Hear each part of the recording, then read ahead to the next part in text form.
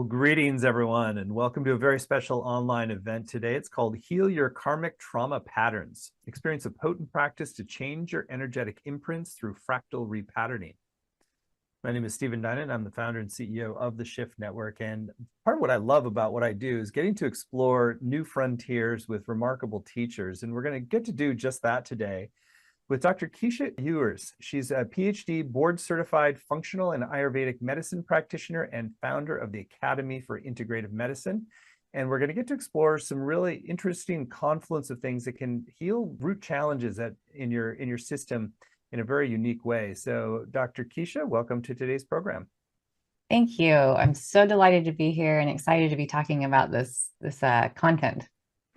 Great. Well, I want to let everyone know up front, we're going to dive in and have some really revelatory material, and also have a chance to go much deeper beyond today with a brand new program with Dr. Keesha called Karmic Trauma Healing. So we'll share more about that towards the end of the hour.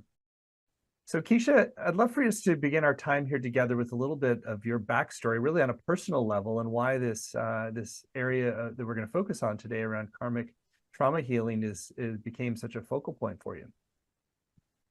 Thank you, Stephen. And this is how teachers teach whatever they teach, right? It's, the necessity of invention and all of that. So when I was a 19-year-old, brand newly minted nurse, I got drawn into and attracted to kind of high intensity medicine. I loved the ICU and life flight, and I was a marathon runner and a skydiver and just loved that kind of adrenaline junkie thing. And during the course of my 10 years in my 20s, I got married. I had 4 children, and I was on this road to being the perfect mother and the perfect wife and a big people pleaser.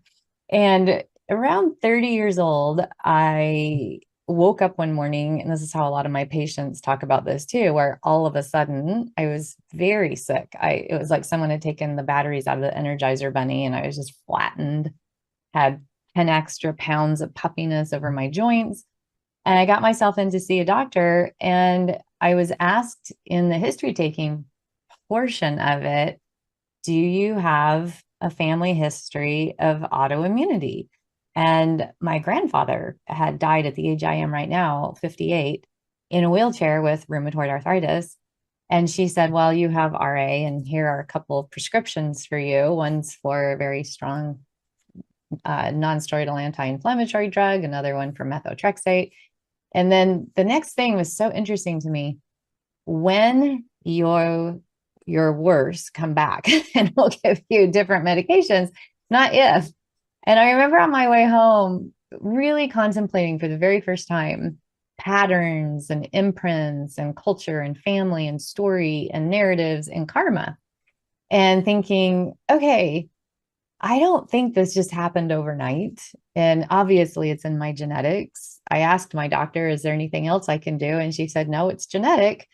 And it was kind of the first time that I really slowed down, like Joseph Campbell's hero's journey. Here's my call to action, and decided I needed to look outside of the model I'd been trained in for some answers about how to undo this pattern that was clearly in my family lineage, and in my model of medicine was told because of that patterning, I was like, here you are, this is where you're going to be. And when you're worse, right, we'll deal with those symptoms as they come. And that was a really good first step for me, is to really think about that. And this word autoimmune, and that it meant I was doing this to myself. My immune system was attacking me. And so instead of looking outward, I began looking inward at karmic patterns, and I've come to call them fractals of health and energy. And I began to study Ayurvedic medicine and then functional medicine. And I went back to school and became a nurse practitioner, and really started integrating all of what I was learning on how to unwind my own disease process, which I was able to do in about 6 months. Because I discovered in this process of self-inquiry that, I'll bet my trauma from my early childhood had something to do with this disease, and that this activated a patterning. And in those days, we didn't know that scientifically, and now we do. So this is how I came to be very, very fascinated with this. And I decided to go back to school and become a therapist too, because I started realizing that this attempt to separate the physical body from the mental landscape and emotional world didn't work. And when I was able to integrate them and really see them as one pattern and think about this as just that, a self-repeating pattern, I thought, I'll bet if you can get to the beginning of that pattern, that this can be shifted. And sure enough, that's exactly what can happen. And it's now what I do today. And we're going to talk a little bit about that today. Great. Well, thanks for sharing your backstory. It always is helpful to illuminate the bigger why that you put a lot of focus in this area. So you sort of pointed to it in different ways, but I would love for you to bring it forward more. So really, what do we mean by karmic trauma patterns? Like what is that? How does that differentiate from just regular trauma? Yeah, the word karma is an interesting one. It's brought to us from Sanskrit and it means action. And I think in our culture, we've become inured to the word and started translating it as a consequence to an action, when in fact, it actually means action. And so there in Eastern philosophy, there are several different tomes of literature that talk about how we have more than one mind. We actually have 8 levels of consciousness. And they really break this down, how the mind works really well. The Abhidharma from Buddhism is a great example, the Vedas in Sanskrit. And they track how we even go through 17 different steps to come up with one perception. And in the process of the first 5 minds, which are the 5 sense organs, right? We get information through the eyes. We can't take in information through the eyes and the ears at the same time. We're toggling back and forth. And neuroscience shows us this. It's sort of like those old Super 8 movies, right? That go through each little snippet, but really fast. So we think we're bringing in information through our eyes and our ears at the same time, but we can only do one at a time. And so as these sense organs are bringing in information, the 6th mind, the one that we think of and often attribute to the brain activity, which isn't very accurate, we're synthesizing that information. And you could say we're pulling it through a Rolodex of everything we've learned and what we know, right? To come up with an opinion. That's that synthesized information. That's why 5 people can go to the same movie and have 5 very different opinions of it. And then from that, we go through the 7th process, which is bringing an emotion or a feeling to that opinion or perception. And this is very fascinating because it's said that once you get to that part where you put an emotion or a feeling and you attach it, there's no going back. Whatever happens in your body now is like the train has already left the station.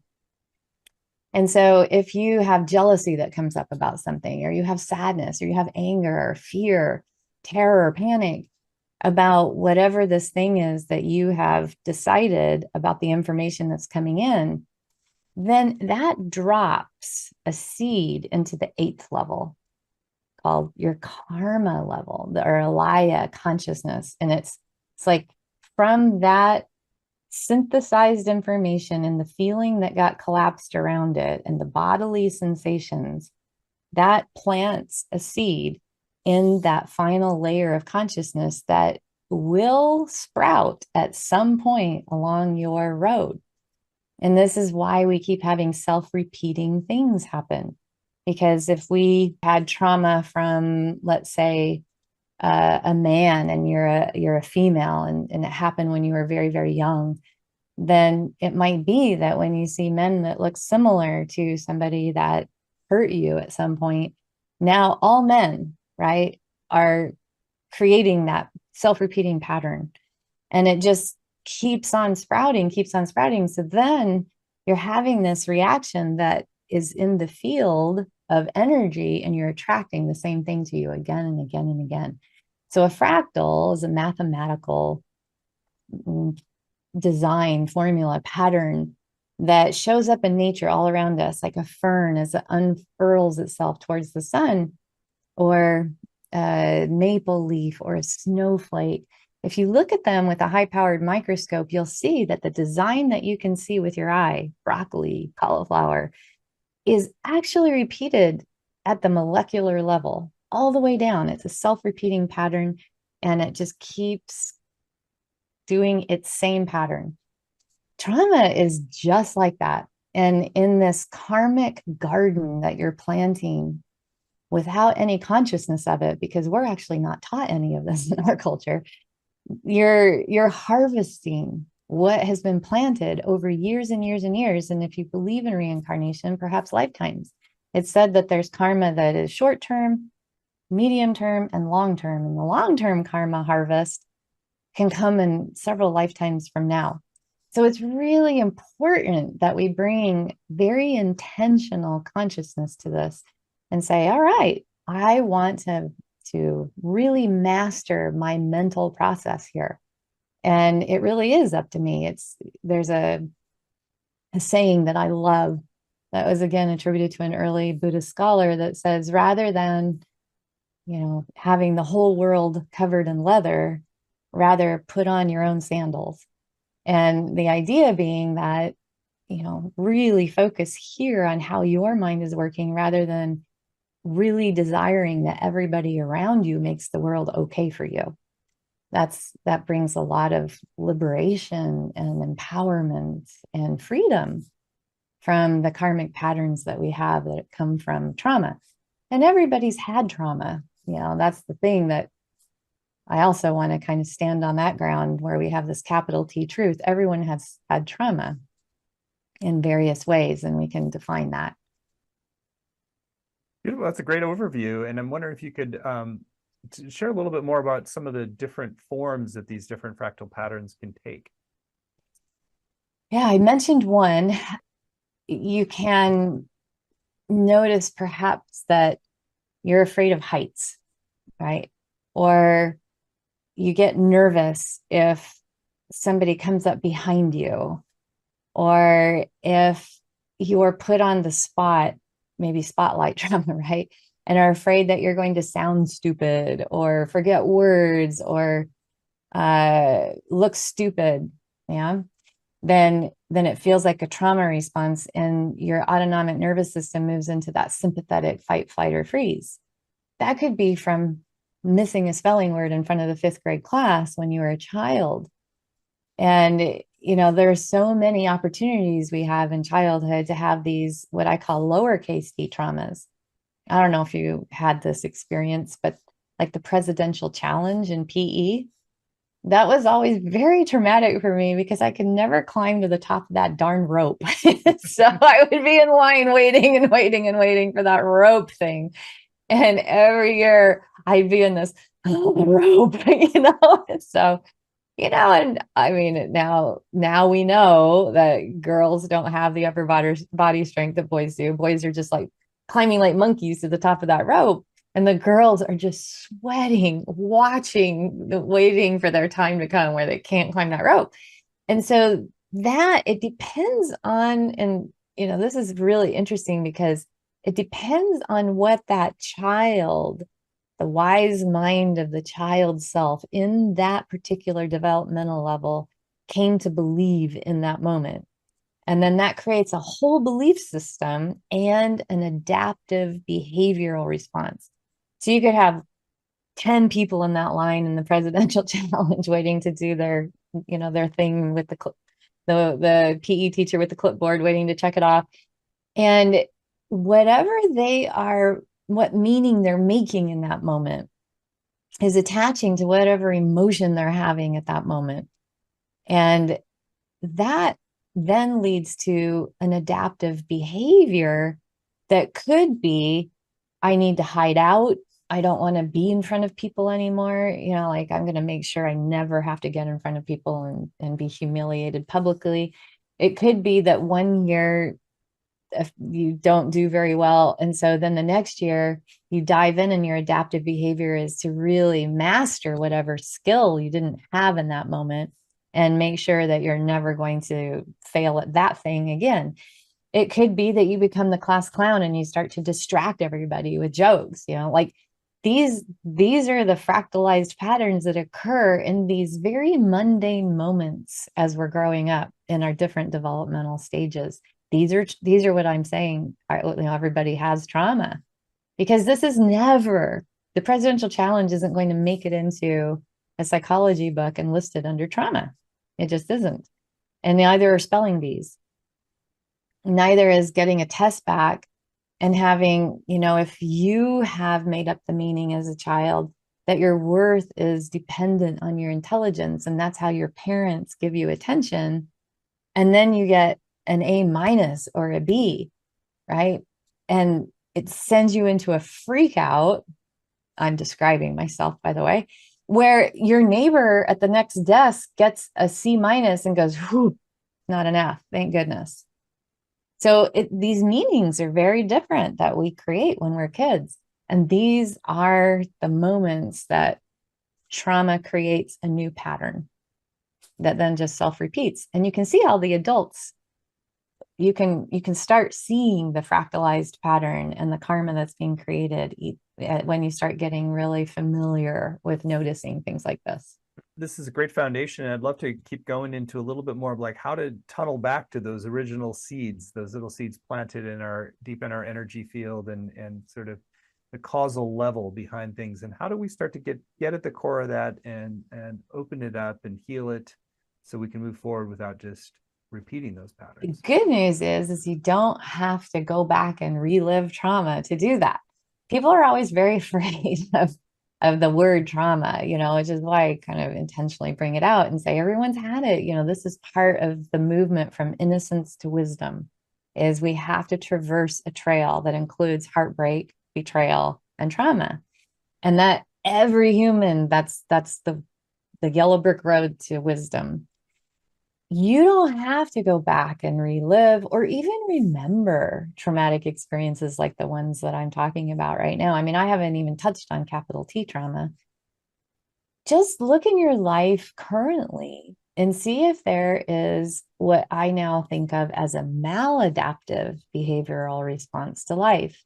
When you get overwhelmed, do you want to put the covers over your head and sleep for 5 days and do that, watch Netflix, binge watch Netflix, eat lots of bad food, junk food, and just hope that all of it will go away and you can emerge from your cocoon and the world will have righted itself? That usually doesn't happen. And so you'll know if that's one of your strategies.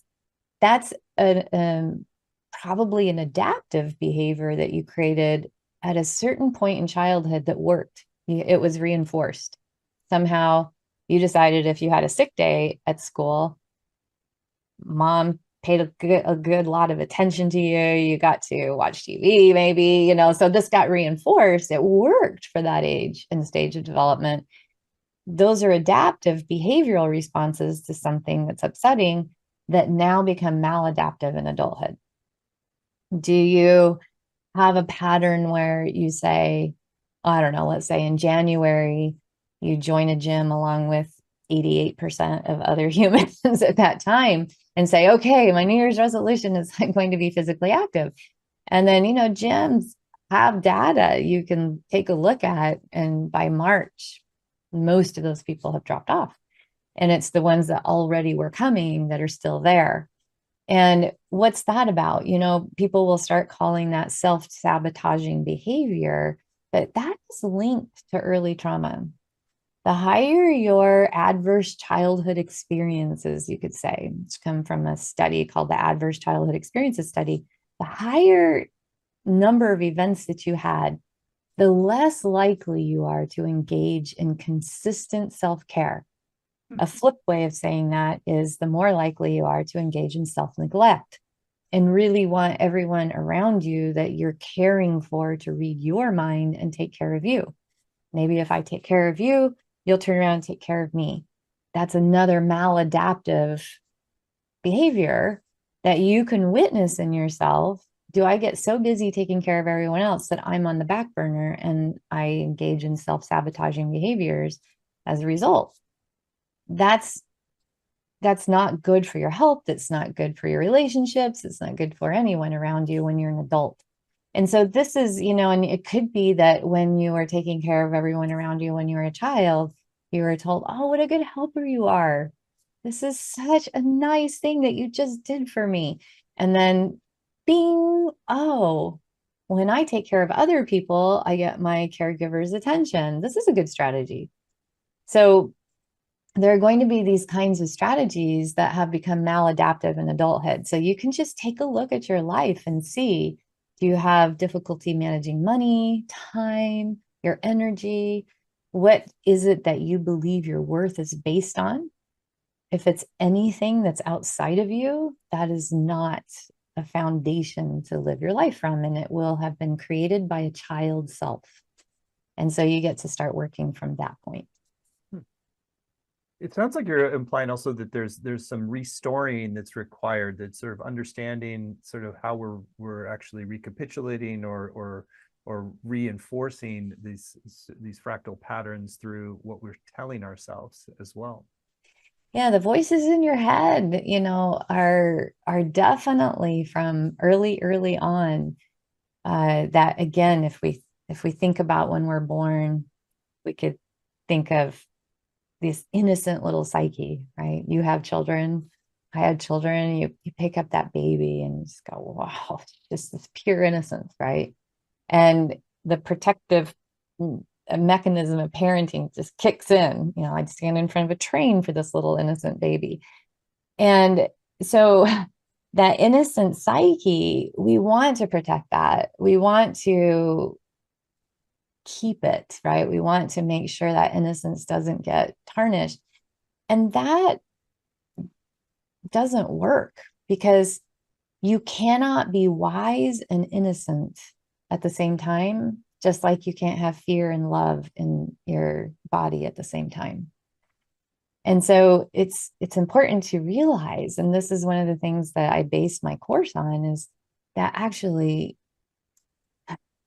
this is something that people don't love to hear, but trauma, heartbreak, and betrayal are necessary parts of the human experience. And in the process, when we're going through our developmental stages of childhood, in order to protect that fragile and innocent psyche, we build protector parts. It's our false self. And there will be all kinds of different ways we do that. We'll have a judge in there. We'll have a protector that you could think of like a bouncer. We'll have a manager. We'll have all kinds of different aspects of ourselves that are there to keep a boundary between us and our innocent heart that feels so tender. So that becomes our false self. And if we operate from the false self in adulthood, we wind up, because we want everyone else to agree to our scripting that we created in childhood, we'll wind up with a lot of bitterness and resentment when we leave home and the rest of the world has not agreed to keep to our script. So that's where a lot of upset happens. I call it disappointment intolerance. Yeah, because we get very disappointed. You know, we have these voices that are created because our family of origin reinforces negatively or positively whatever these scripted responses to life are. And then we leave family of origin and we go out into the world and everyone else has their own script and they're running around looking for someone to follow it. And, you know, here, you're supposed to do this for me, you know? And so we have a lot of disappointment and it's very upsetting. And so what this is teaching is how to come back to those places where the false self was built and recognize that it's actually obscuring something so much vaster, which is our true nature. In Buddhism, it's called your Buddha nature. In Christianity, it's called Christ consciousness. It's called clear mind, you know, but it's vast, it's infinite. And we are all part of that.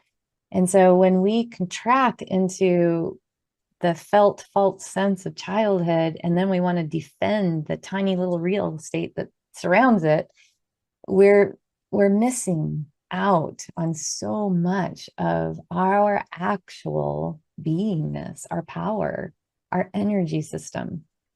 And so when we traverse this traumatic piece and we heal it and we change the karma and the fractalized pattern through nurturing ourselves, repairing, attaching to our young one, and reparenting that one. Let's face it. I mean, my kids say I'm a very good parent, but I wasn't there 24/7 in the exact way that they needed to be, saying the exact right words in the exact right tone and giving them the exact amount of touch that they needed. We're the only ones that know that. So in adulthood, you get to go back and be the most amazing conscious parent who knows precisely what your little one needs. So it's reattaching to your young one, healing attachment trauma in that way, not expecting everyone else to do it for you. And from there, you start unwinding false self, getting in touch with your true nature. You develop compassion and wisdom. And in that wisdom, there's a lot of peace and a lot of equanimity because you're not defending that tiny little contracted self. Very wise and super helpful. So I know you wanted to lead us in an experiential to help anchor this understanding. So I think now would be a great time to really look at how we do bring that compassionate presence to our fractal patterns. Yeah, I love that. I mentioned earlier that as information comes in through our five sense minds and then gets synthesized and compared and contrasted to what we already know in our Rolodex, and then we have an emotion or a feeling that then contracts around it, then we have a little karma nugget that goes into our storehouse of consciousness. That also is stored in the body.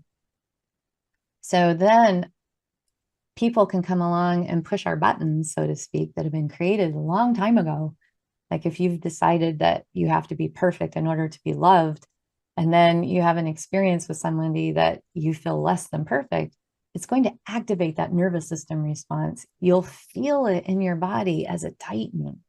It might be your shoulders, your jaw, your belly, your heart center. There's always going to be a contraction when that activation has happened.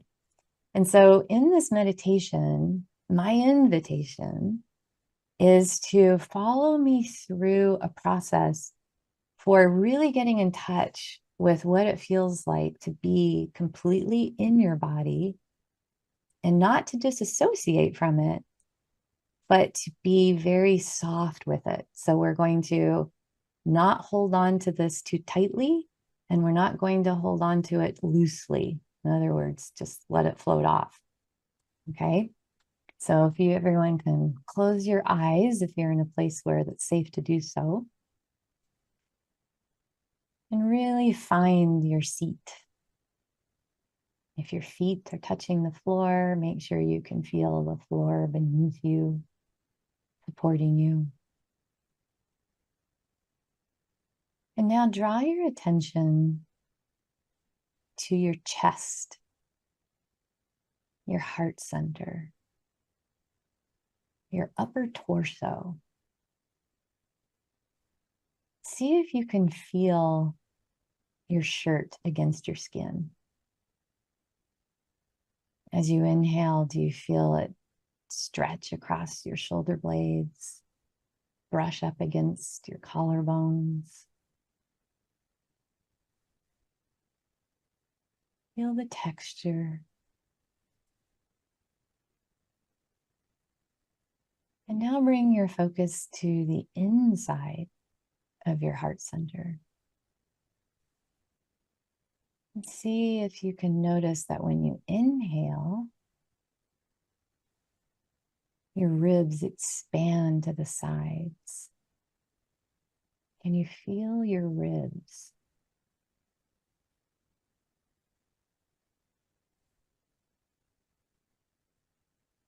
Can you feel your collarbones from the inside?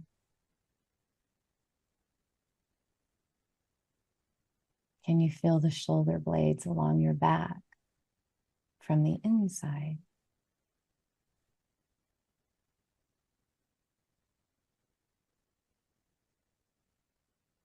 Notice what it feels like to inhale and exhale from inside your lungs.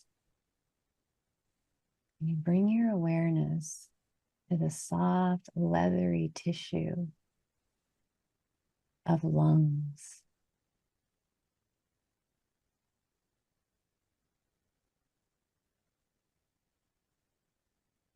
Perhaps with this awareness, you might also feel the gentle pumping of your heart from inside your chest cavity.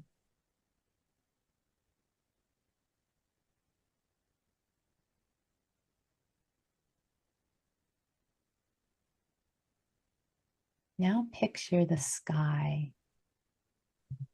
maybe a blue patch of sky kissed by the sun, maybe some soft white fluffy clouds.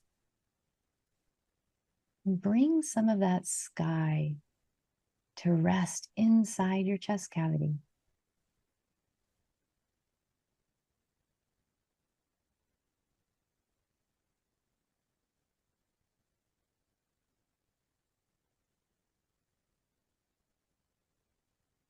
Every element that this universe is made of is inside of us.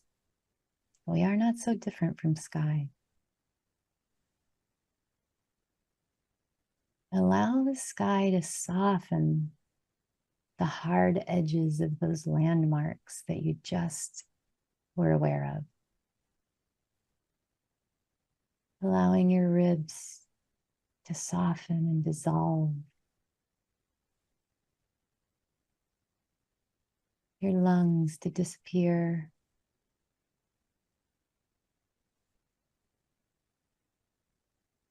Clouds replacing your heart. Just soft emptiness.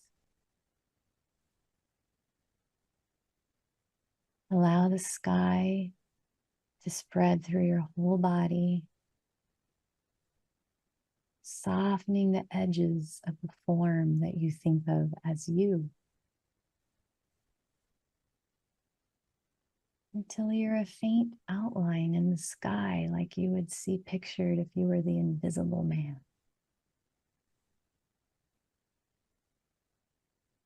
And allow the sky to breathe you and you to breathe the sky, resting.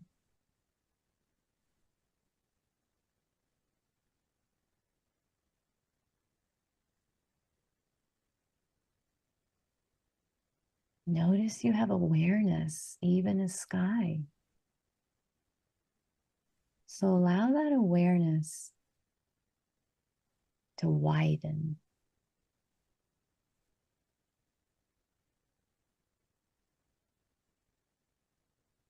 How vast can you make your awareness?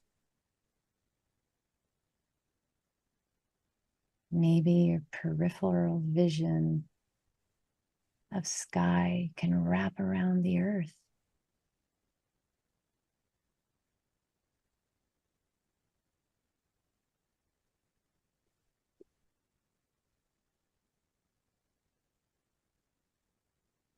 Bring your awareness even wider and deeper. And notice it can encompass space.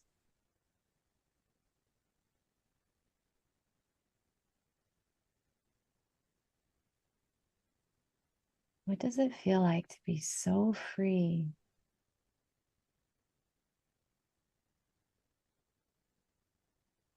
So at peace in just being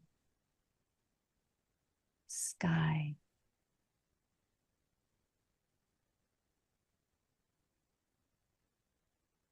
As you expand your awareness, you might be encompassing the solar system.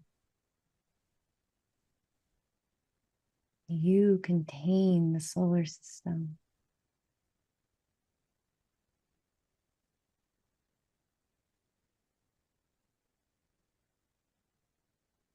As you expand your awareness, notice you can contain entire universes and even parallel dimensions.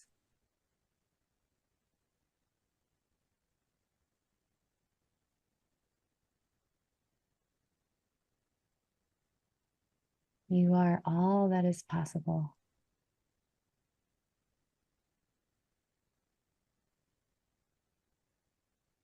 Now bring your awareness to that earth that you live on. It's just a little marble in the distance. 8.1 billion people there, each living a different template of what it is to be human. Each a different fractal, living amongst infinite number of fractals.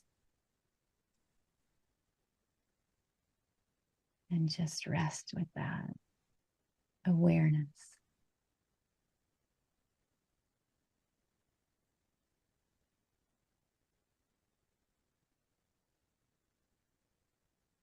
And then draw your awareness back to the earth, drawing closer and closer until you're a faint outline in the sky. And then bring your awareness once again to the form of your body, finding your ribs, your lungs, your heart,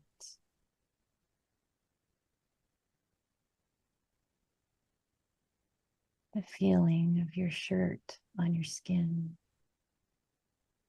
subtly moving with each inhale and exhale of the beautiful breath that enlivens you and your unique template of what it is to be human.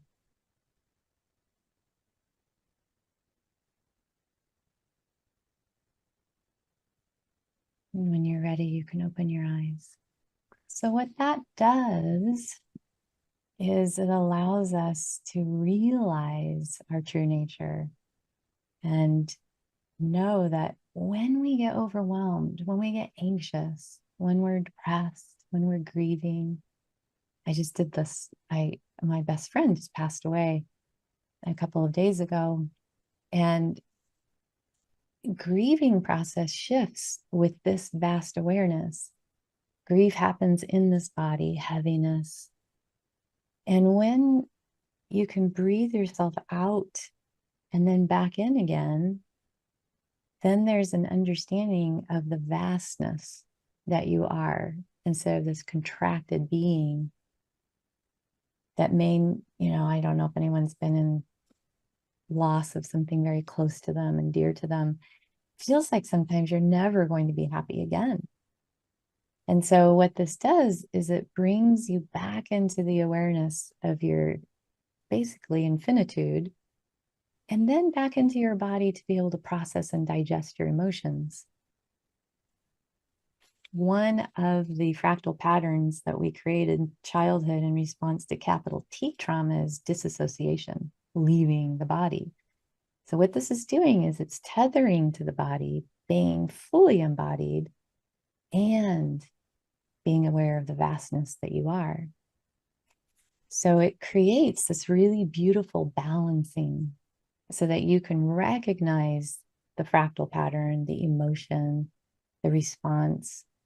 And what we're learning to do is we're creating a gap between reactivity of the way we've always done it to response that's skillful and comes from a wise place.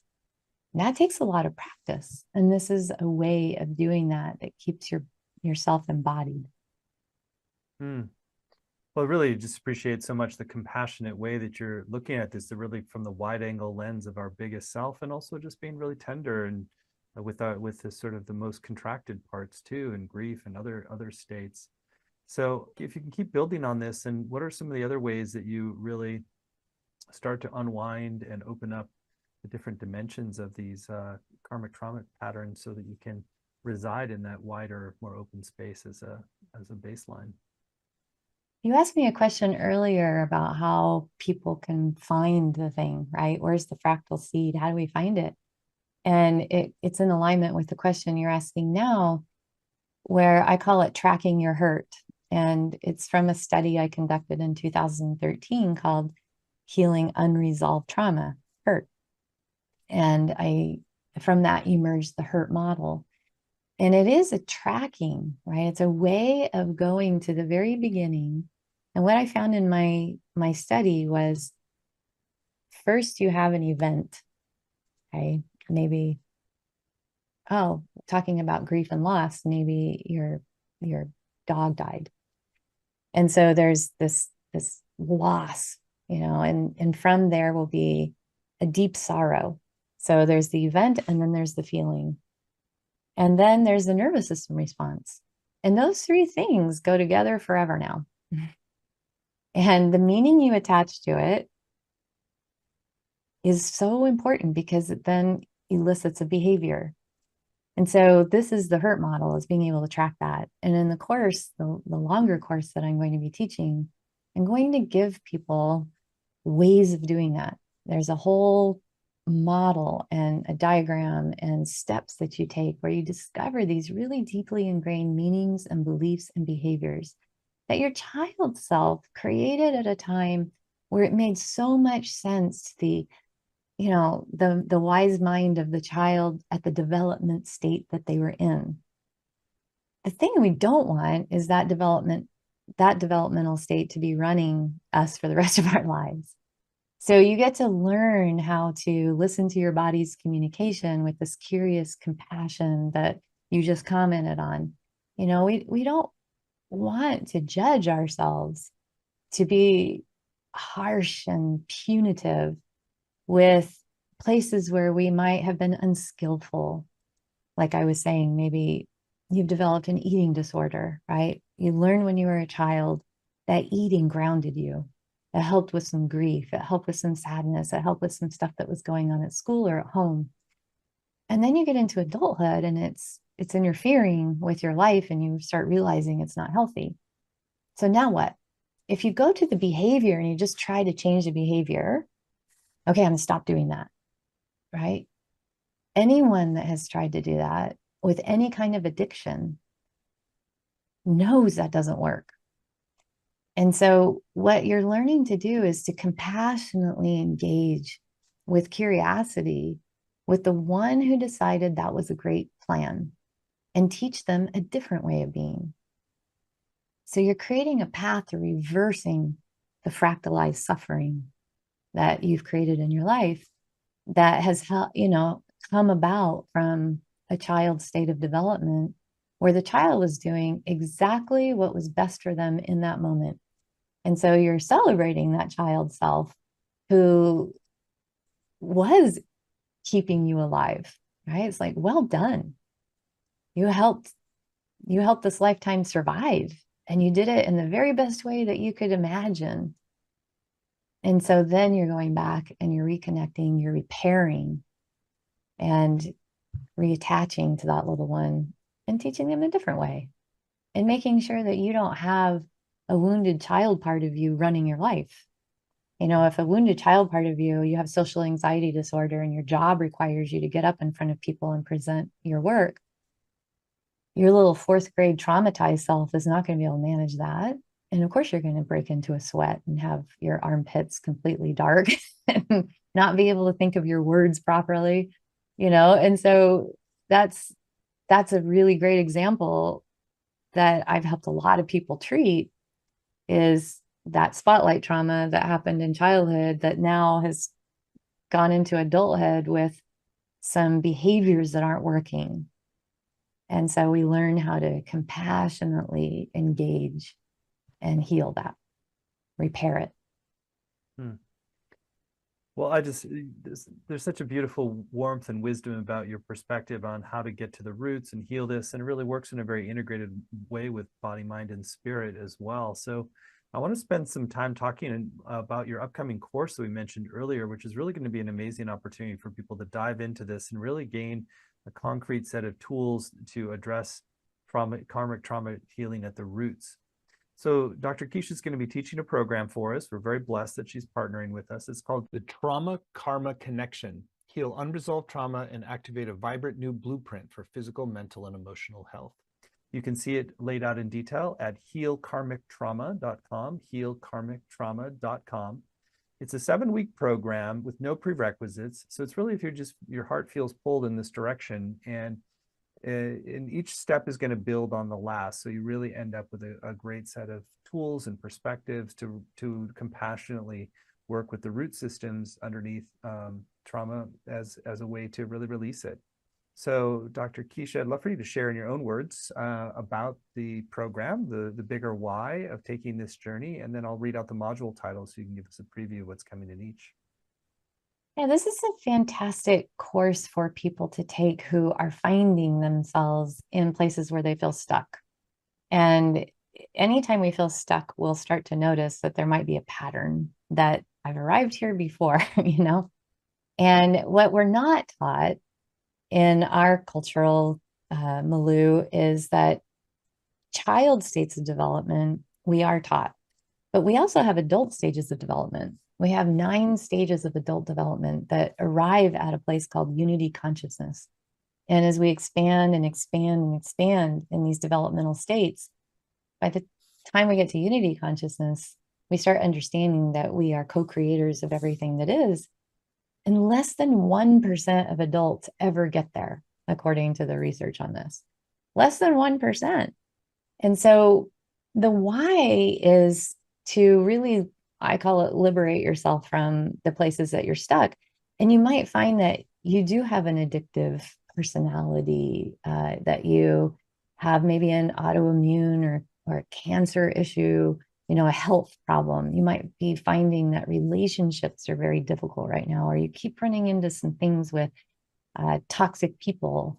Maybe you find that you are a highly sensitive person, very intuitive, even psychic. I always say that people that are highly sensitive, intuitive, and psychic have trauma in their background. This is definitely true for me. And it's because we actually had to learn to read the frequencies that were around us in order to figure out what was safe and what wasn't. And so we get to keep the benefits of all of that and get rid of what doesn't serve. I call it digesting your trauma. And those are not my words. It comes from Ayurvedic medicine. 10,000 years ago, they said chronic illness like autoimmunity and cancer and addictions and things like that were undigested anger. And I loved learning that when I was first diagnosed myself. And I thought, wow, I'm not an angry person. And the very next thought that came and dropped into me was, well, maybe that's a problem that I disown anger. I don't think it's okay. I think it's unsafe. So I put my running shoes on and go for long miles of run in order to blow it off, which isn't digesting it. And so if you find that this fits you, this may be a really wonderful place for you to explore. So depression, anxiety, nightmares, insomnia, hormone imbalances, all of these come at the end of the day from our perceptions. Our perceptions are what activate our neurotransmitters in our brain to then activate our nervous system. So the word neuro in front of everything is very sexy these days, and there's no denying the brain is very sexy. However, it isn't the beginning of it. Your perceptions are the beginning. Mind is the beginning of what activates the brain and the nervous system. So we can't just go in and retrain the limbic system. We actually need to know what's activating the limbic system. That's the fractal, that's the karma part. So this course takes you through layers, step by step, as Stephen was saying, of how to do that. And, I once had a meditation teacher say to the whole room, you're all master meditators already.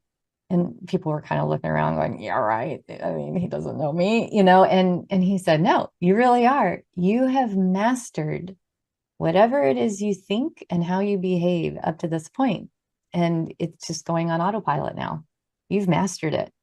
So this process that I teach is this gradual mastery of a different way of being that isn't just driven from the foundations created from your child self, which are fantastic and got you right where you are today. And there's a wider, more expansive place that you can go.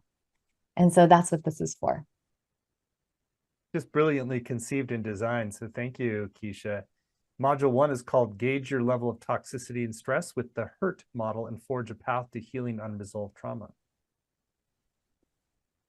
Yeah, so this is that getting off the what I call the detox retox roller coaster, where it's like, I'm healthy, now I'm not. I'm healthy, now I'm not. And not realizing that behavior, whatever your behaviors are, whether it's being a workaholic, whether whatever it is, uh, codependency, getting attached to narcissistic people in your life, that all of that comes from a fractalized pattern that was created a long time ago.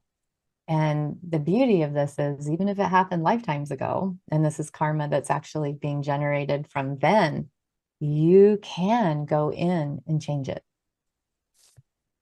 Module 2, begin to transcend negative mental and emotional patterns and calm your nervous system using 2 ancient paradigms for health and well-being.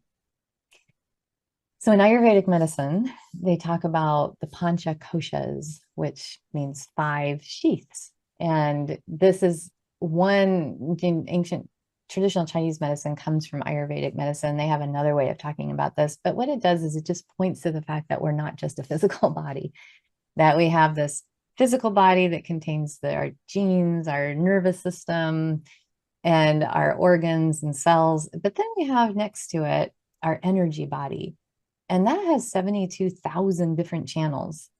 And shrotas, we call them chakras, that then is connected to our emotional body, where we store our doubts, our meanings, those things we were talking about in the HURT model. All of those beliefs are stored in there. Now, from there, we go into our higher self and wisdom consciousness, and then what's called Anandamaya Kosha, which is bliss. And that's your portal to the Akashic records, to the spiritual dimensions where all is one. Carl Jung talked about it as our collective unconscious. We always want access to that part of us all the time, consistently. And some of you that are listening may have what I used to have, which I used to call drive-by downloads, right? You're in the shower, you're out hiking, you're sitting in meditation, and all of a sudden you get a download. Well, you can actually tighten that up a bit where you have this really beautiful connection to that. So it's not just drive by. And if you're toxic in the other layers, your physical, energetic, emotional layers, then you don't get really consistent access to that beautiful bliss. And so what we're doing is we're linking our perceptions, our emotional perceptions, remember the 8 layers of consciousness, and learning how to unhook from that, how to create a gap. And so we're doing some work with the 3 poisons, which are attachment, being attached to a certain outcome, aversion, being really resistant to so much of what life brings us in the form of challenges, and our desire for everything that we have that we think brings us happiness to be permanent. And we know that everything is impermanent. And I think it's one of the traumas that humans have to hold and don't want to. And that is that we are going to die, and everyone that we know is going to die. And everything that we accumulate, everything is going to turn to dust. And so it works with that existential pain of having to live and hold that at the same time, and working with methods for being able to transcend any unrest that we have about that.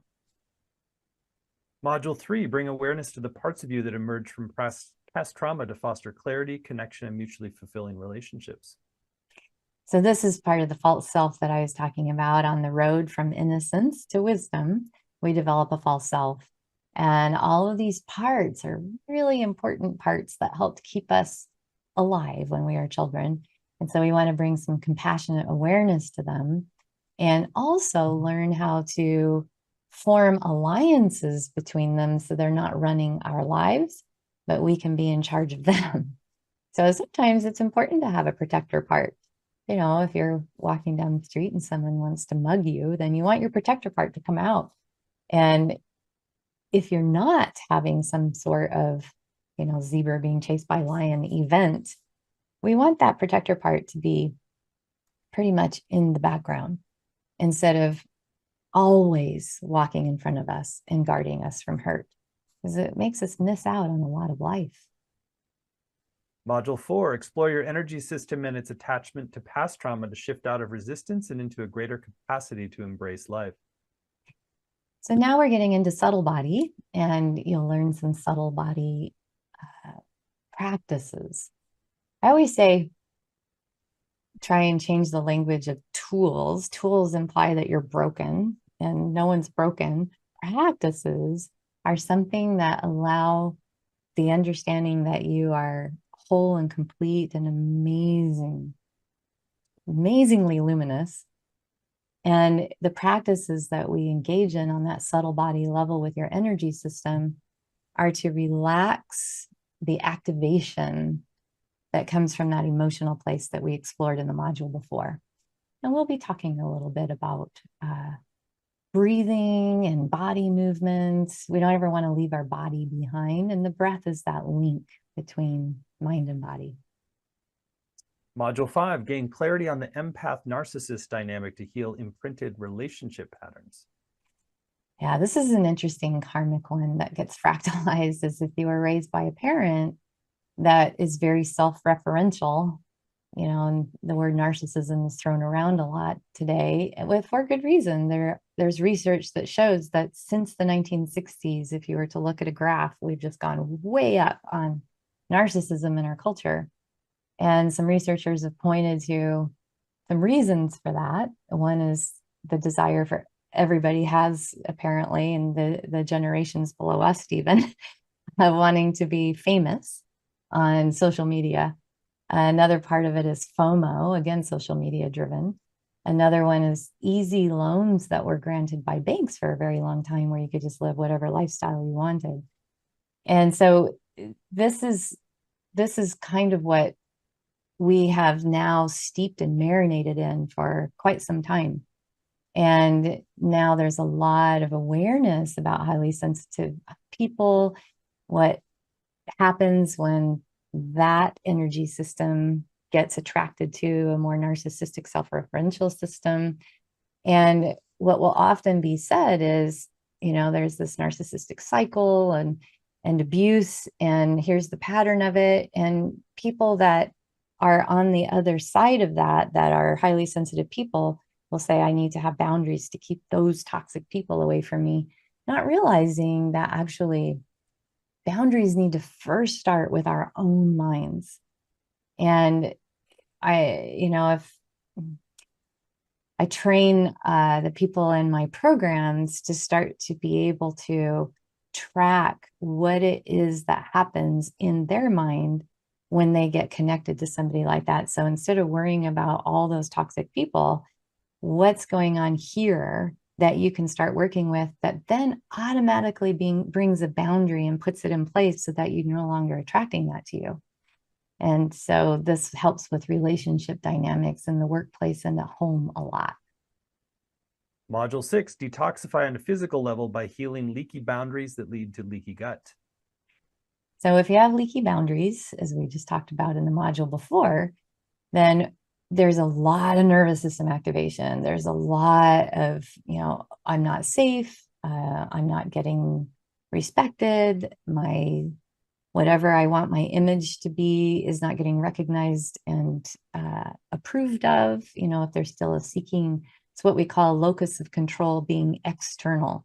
And when we're adolescents, our developmental job is to take our locus of control from external, where people approve of us from the outside, our parents, our religious leaders, our teachers, and we put it on the inside, and we learn how to get that from inside of ourselves. And a lot of people never have learned how to do that. And so if those leaky boundaries are there, then it breaks down the body, because again, if you're a zebra being chased by a lion and you think about to get eaten a lot, then it's going to break down the one cell layer lining that goes along your digestive tract. And you have 100 trillion little microscopic organisms that live in there that are supposed to get along together and live in an ecosystem that promotes health and brain function and your weight to be good, your energy to be good. And that will start to fall apart. And you start having toxicity move from inside of your digestive system to your bloodstream. And then that creates hormonal imbalances, cortisol issues with the adrenals constantly being hit. And eventually, that's what leads to autoimmunity and cancer. So we're learning how this is all related to your health. And finally, module 7, release life-depleting health, relationship, and abundance issues to create the life you really want to live. So we put all this together, and in that final module, we will, I'll do a lot of Q&A, and people will be able to, whenever I run retreats, the day after the retreat, there's always an integration time. So this is our integration time. It's where step by step, you start putting together a very individualized plan for yourself. Like, what did I learn from this course? Where am I in my developmental state? Where am I going? And what do I need to get there? And so that's what we'll work on together. Well, it's such a powerful and beautiful program you've put together here, Dr. Keesha. And again, the whole thing is laid out in detail at healkarmictrauma.com, healkarmictrauma.com. Share a little bit more about it. So you get not only the 7 90-minute live sessions with Dr. Keesha, which does include time to do exercise together, ask your questions directly. You also get recordings of every session, both video and audio, as well as word-for-word transcripts to study and highlight. There's weekly exercise for home, a Facebook community, small group time to connect with other participants. And on the page at healkarmictrauma.com, you're also going to see a number of extra bonuses designed to enhance your journey. There's a 5-video teaching series, which is a huge value just in and of itself, called Understanding the Impact of Trauma and Emotional Patterns on the Body. Want to share a little bit about that, Keesha? I've done several summits on reversing autoimmune disease and healing trauma, transcending and digesting trauma. And it's a series of videos that goes through what I call the freedom framework, where you really start putting together how this impacts all the aspects of your life. And it's an amazing group of videos that includes interviews with experts in this field too. And the conversations that emerge are just rich with information and practices. That's a great extra bonus just by itself. And there's more on the page too. There's an ebook called 21 Ways to Overcome the Main Cause of Fatigue and Disease, really, again, applying this very holistic approach, as well as a special bonus that you get when you sign up by midnight tonight Pacific time. That's really our encouragement for you to take this time now where you have the most connection to what Keesha is sharing, and tune in about yourself and your own life. And if you choose to move forward today, then you're going to get an extra bonus for doing so. That's a PDF guide from Keesha called Healing Personal and Intergenerational Trauma. You want to share more about that special bonus for today? Yeah. So, you know, a lot of people don't realize that these imprints, these karmic patterns, you drop into a family of origin where more of those are getting imprinted, right? And it doesn't start with you. It didn't start here. And so healing intergenerational trauma is a whole nother conversation. My daughter and I have a podcast that's called Liberating Generations, and it's about this because it's so very important. And so this PDF goes through and it brings you along a journey that doesn't leave your body behind. It doesn't leave your nervous system behind. And it goes into the emotional, mental, spiritual aspects of this, but also the generational chain and how to break that and heal it. Great. Well, it's going to be such a high value program and really such a blessing for everybody who chooses to join you. So we're excited about it. We've kept the investment very accessible for it. It's just 3 payments of $128, or you save 10% when you pay in full upfront with 1 payment of $349. The course is going to start December 7th and run on Thursdays at 9 Pacific, noon Eastern. But even if you're challenged to make the live times, you can still get the full value with the recordings, the transcripts, and the community and the practices, really. So I encourage you also to go over the page at healkarmictrauma.com, and there's some great testimonials from people who've studied with Dr. Keesha before. So great, so much gratitude, wealth of knowledge, reversing autoimmune conditions, healing from past trauma. It's really a very holistic approach to your growth and development, and really aligning all parts of your being with your greatest service and your greatest wholeness. So you're in for a treat, and you are in for really powerful changes in your life if you choose to go forward.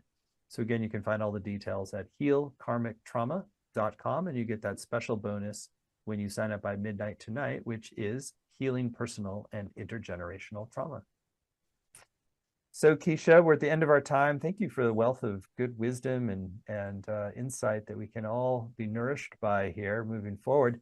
Anything you still want to share with folks who are considering going into the course with you? I was listening to you talk about the dates, and it just struck me with this beautiful warmth. What a great time to invest in yourself and give yourself this gift as we go through the new year doing this course together. You know, breaking karmic patterns that maybe have been in place for years and years and years, and you get to start the new year with a brand new way of being.